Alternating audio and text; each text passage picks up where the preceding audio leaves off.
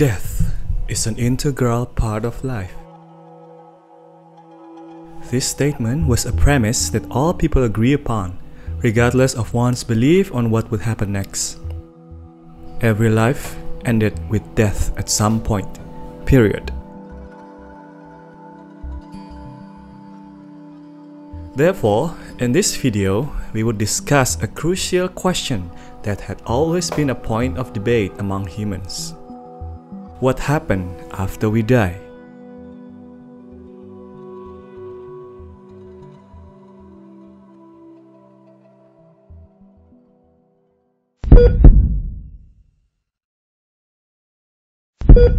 This question became a mystery ever since humans realized there was an end to their lives.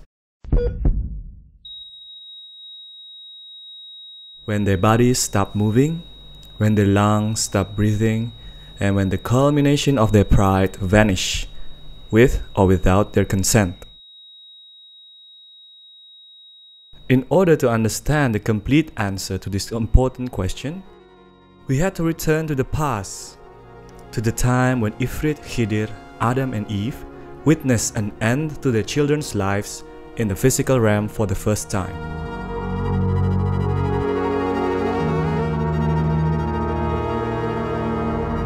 In the eyes of creatures who participated in creating the cosmos for billions of years, then contributed in arranging life and death as an everlasting cycle in the physical realm, it should be safe to assume that when they witnessed their children's death for the first time, these so-called humans they made out of curiosity without regard of the consequences, they would not be shocked or bothered.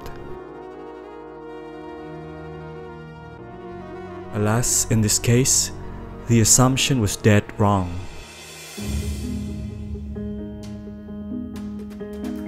At the time, the four Muhammads, Ifrit, Khidir, Adam and Eve had lived in the physical world for quite some time, while Jibril, also known as Nur, had stayed in the spiritual realm occupied with his own work.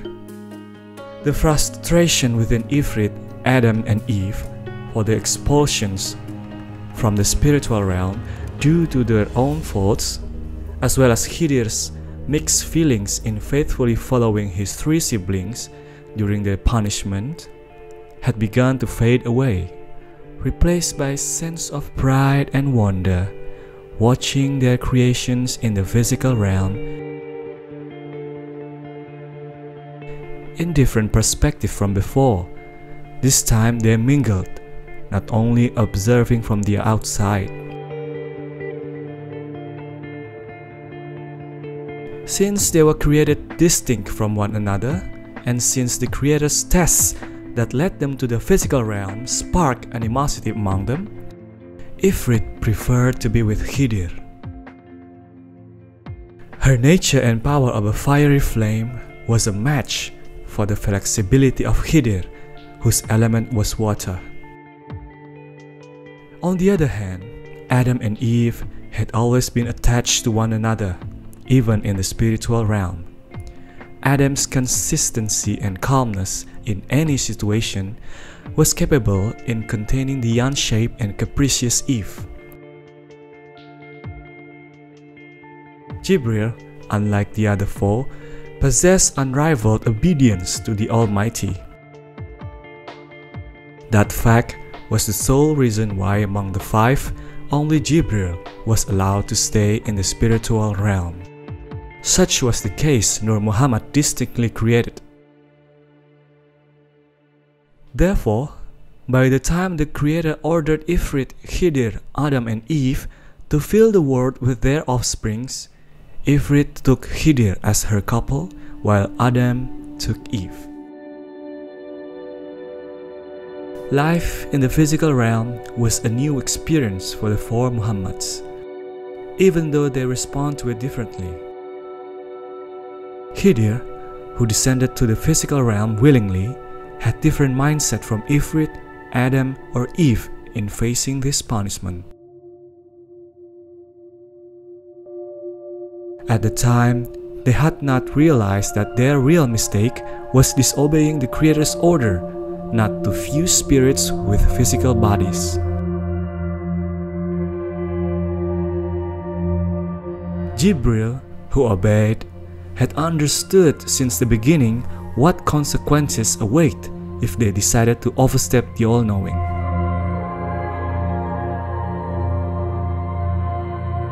In Ifrit's mind, her refusal to the Almighty's command to bow before Adam was righteous.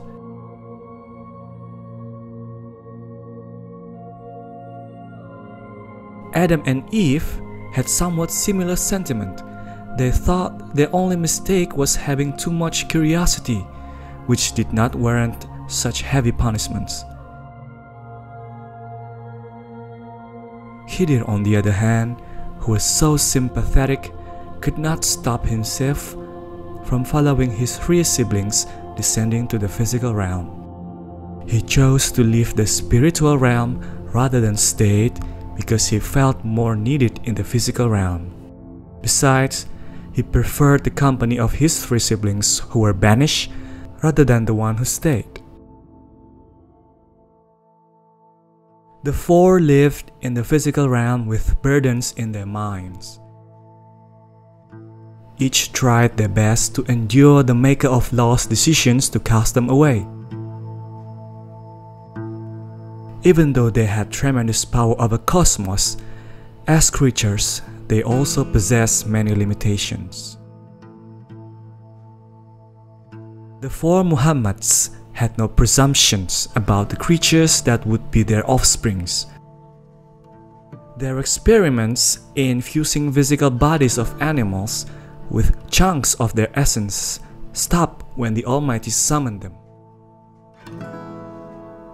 Their knowledge about living creatures were limited to numerous animals and plants they had expertly modified for millions of years, as well as various failed experiments in fusing a part of their spirits.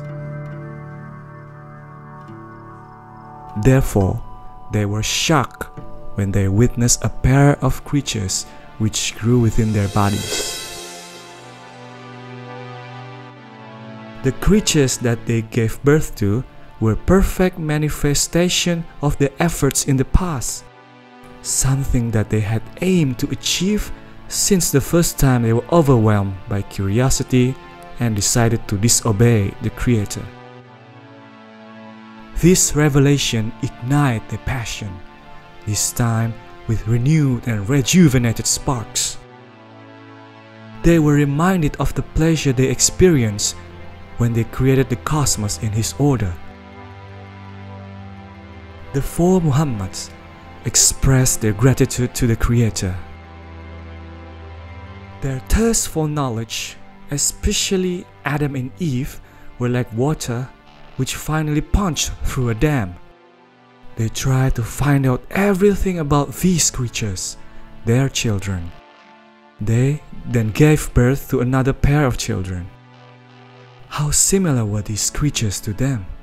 If different, where were those differences take form?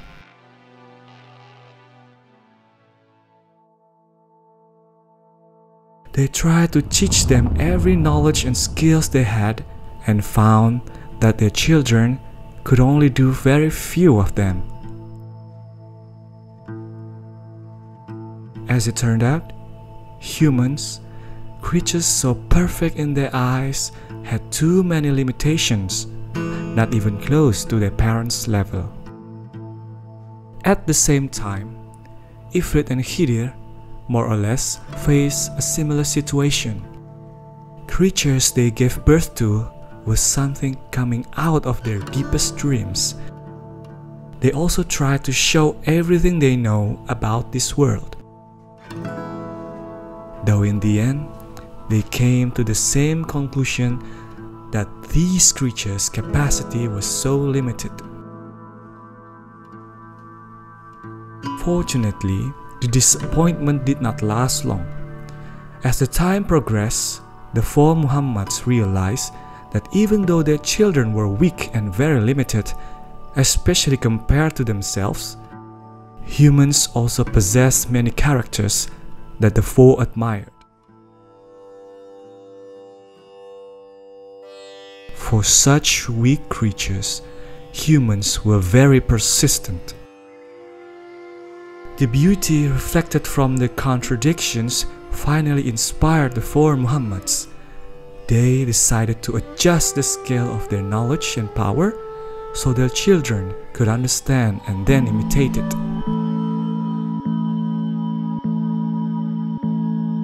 The four, employing their own methods, taught humans how to survive in such a harsh world where there were practically unlimited ways for humans to die.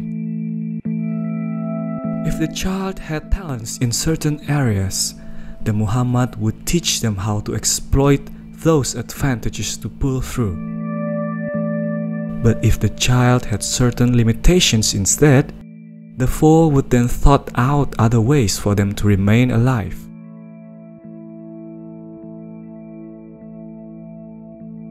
For Ifrit, Khidir, Adam and Eve, these situations were unexpectedly pleasant new experiences. Before, they created cosmos in order to find the limits of their abilities given by the Almighty. But now, the challenge was to compress the power and knowledge they had into a very limited creature. Each of the four Muhammads had different nature and power over elements that supported the cosmos. Therefore, their tendencies in teaching their children also differed. Ifrit often taught her children to maximize whatever advantages they had to smash through any challenges posed by nature. Khidir emphasized the importance of respecting and understanding the seemingly arbitrary nature so they could avoid the brunt of the force whenever possible. Adam taught his children to process everything provided by nature and utilize it against the nature. Meanwhile, Eve prioritized the ability to adapt to different situations. Even though those approaches seem unique and distinct, all of them were basically teaching humans how to remain alive against all odds. Although technically they were being punished, the four grudgingly acknowledged the pleasure contained within the situation. Again, they expressed their gratitude towards the All-Knowing. Thus, they were shocked beyond comprehension when their knowledge and power given to humans to survive suddenly employed by their children against one another. Anger, sadness, and disappointment raged inside their minds, especially Adam and Eve when they heard for the first time that one of their children died by his own brother's hand, especially after they learned the reason behind the atrocity, a condition known today as jealousy and envy. This was the first time the four Muhammads realized there was something evil hidden so subtly inside humans.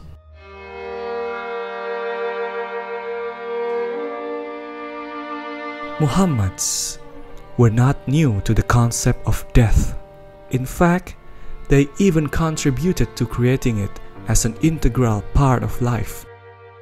For them, death was as common as life, a cycle continuously spinning.